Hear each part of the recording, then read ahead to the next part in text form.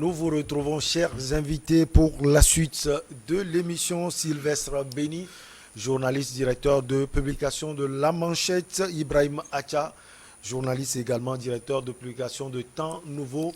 Et Robert Kossigan à côté, président de Alliance Jeunesse et Développement. Le gouvernement du Bénin a mis en garde mercredi contre les tentatives des groupes armés terroristes de recruter de nouveaux membres au sein de la population, alors que le nord du pays est confronté à des attaques meurtrières. Alors Ibrahim Acha, c'est une multitude, j'allais dire, d'attaques ces derniers temps. Cela a commencé en 2021. Ça continue. Le gouvernement béninois est très inquiet parce qu'on connaît aussi le modus operandi de ces groupes djihadistes. Bien évidemment, le Bénin est devenu la cible des groupes terroristes, des groupes entre griffes djihadistes, puisque je n'aime pas employer djihadiste parce que le djihad, c'est une action noble. Oui. En islam, c'est une action noble. C'est-à-dire aider les gens à faire des choses. Voilà. Là, on a affaire aux bandits, aux malfaiteurs, aux groupes terroristes. Et voilà, ces groupes terroristes-là ont pour motivation, c'est juste semer le chaos et pouvoir profiter de ce chaos et étendre leur trafic. Sinon, c'est ça.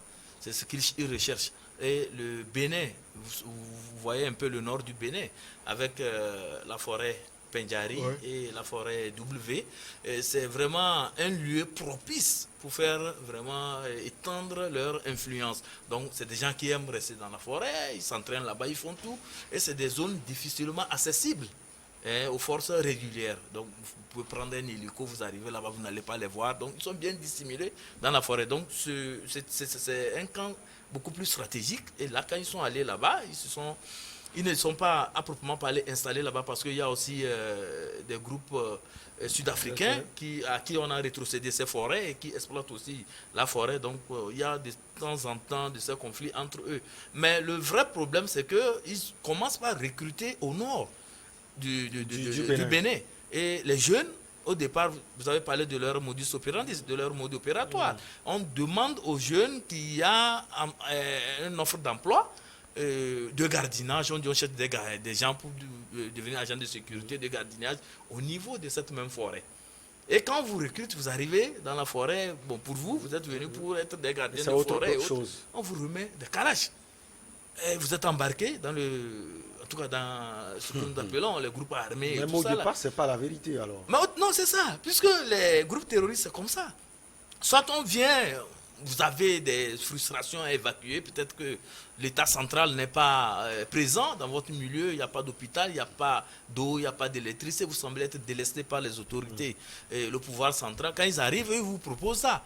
Et quand vous commencez pas à vous intéresser à cela, bon, ils profitent maintenant pour recruter des jeunes. Et c'est comme ça, c'est leur mode opératoire. Donc l'État du Bénin, et surtout, il y a eu une fondation, Mele Oussou, qui a travaillé autour de ce phénomène et s'est rendu compte que vraiment, il y avait des jeunes qui sont recrutés et qui sont embarqués dans ces aventures terroristes. L'État en tout cas, je dis a des raisons de s'inquiéter parce que à l'allure vont les choses, puisque leur principe, c'est de descendre vers le sud. Qui sait, ils peuvent être déjà à Cotonou, parce que s'ils ont frappé déjà Ouagadougou, ils ont frappé même Abidjan, ça voudrait dire qu'ils sont déjà implantés un peu partout. Vous savez, ils ont une manière d'opérer. Les spécialistes de la sécurité parlent des cellules dormantes. Ils peuvent arriver, ils font 2 ans, 3 ans, 5 ans, sans broncher, sans faire du bruit. Ils recrutent dans la clandestinité. Le jour où ils sentent la nécessité de frapper, ils activent seulement les réseaux et en même temps tout le monde est dans la danse. Et vous êtes surpris, vous vous demandez, mais ils étaient depuis où quand ils sont arrivés? Ils sont avec vous. Donc c'est pourquoi les États commencent déjà par faire un travail méticuleux en tout cas je peux dire, je ne veux pas parler de déminage, mais ils essaient quand même de faire un effort pour que les jeunes ne soient pas tentés de rejoindre ces groupes terroristes-là, qui ne sont que la désolation, la terreur un peu partout, là où ils passent.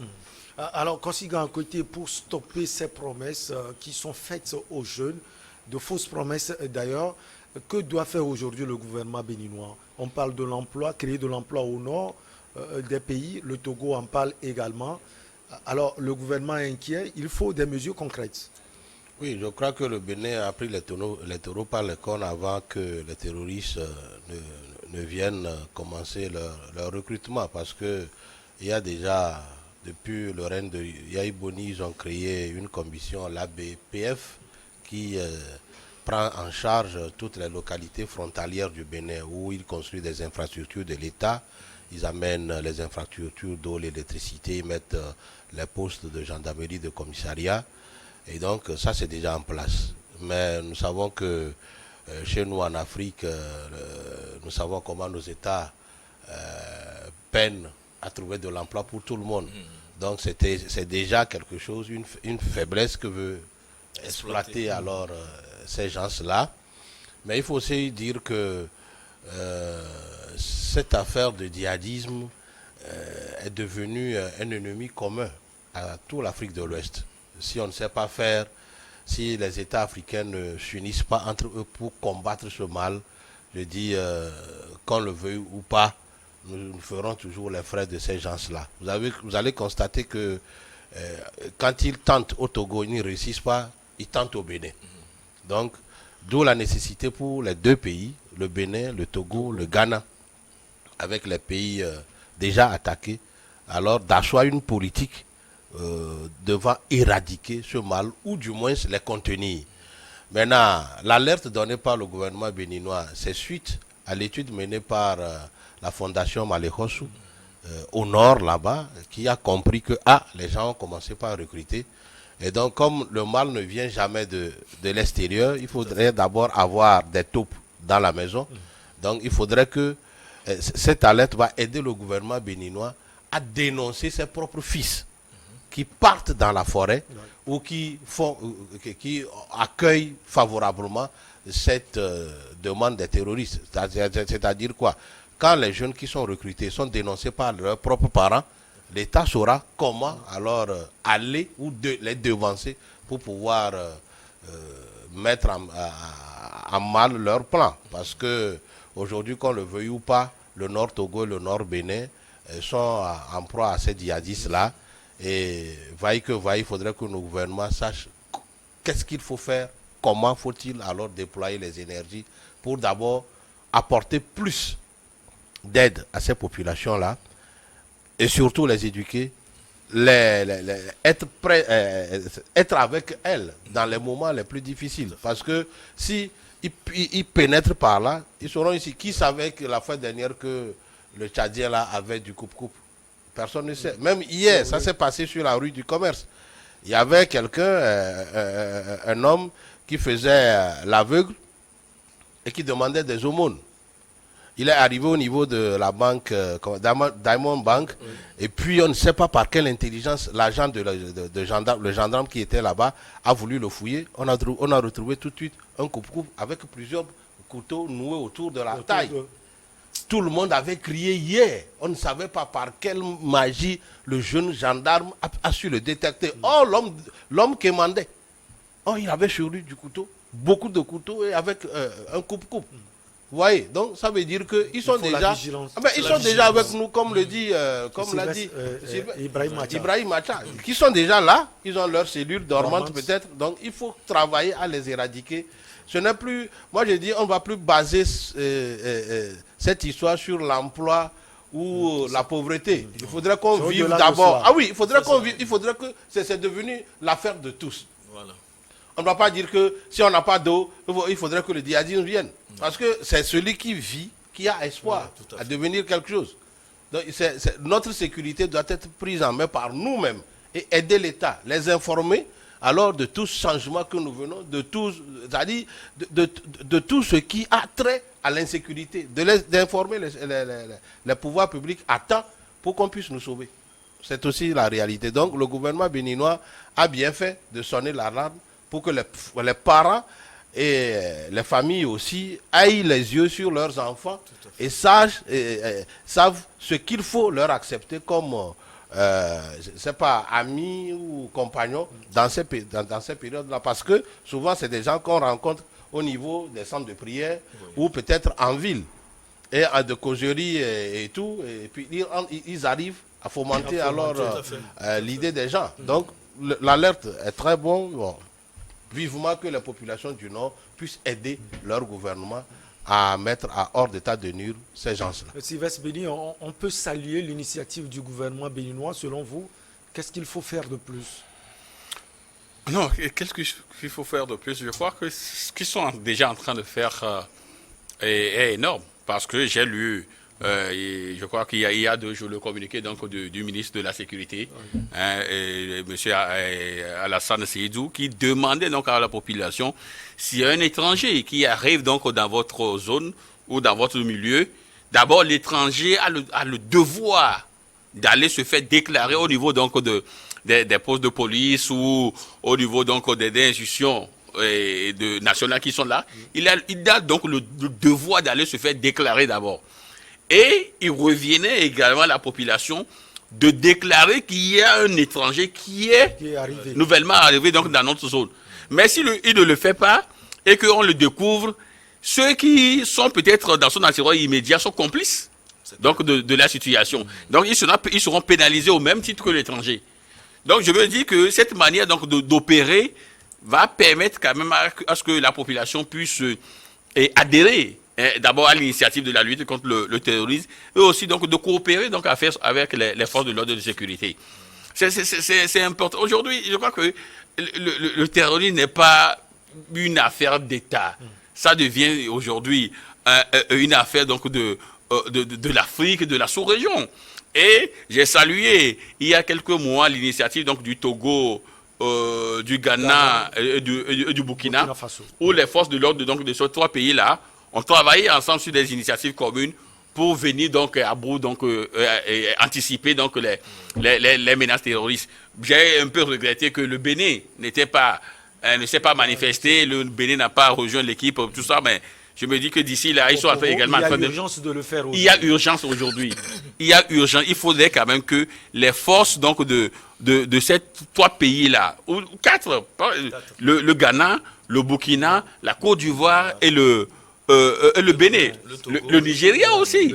Il faudrait quand même qu'ils puissent coopérer pour qu'on puisse anticiper ces genres donc d'initiatives.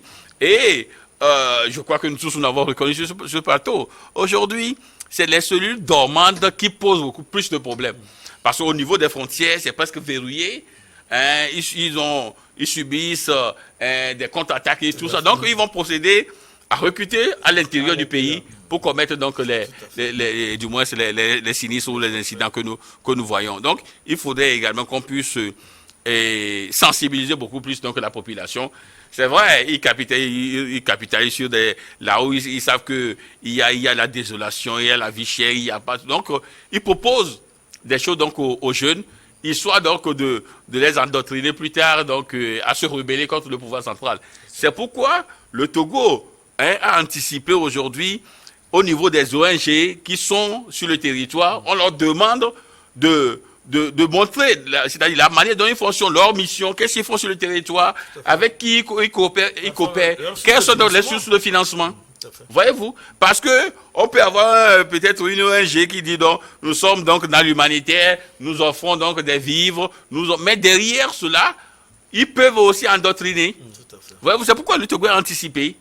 Il a anticipé avec ses ONG, tout ça, et donc il doit déclarer ce qu'ils font, leur mission, tout leur parcours, leurs partenaires et tout ça, comme ça, on saura qui fait quoi sur le territoire. Ouais, donc c'est ces choses-là que les États ou les gouvernants doivent faire aujourd'hui pour qu'on puisse venir à bout, mais sauf que le risque zéro n'existe pas. Ouais, vous voyez l'information que vient de donner donc, M. Consiga.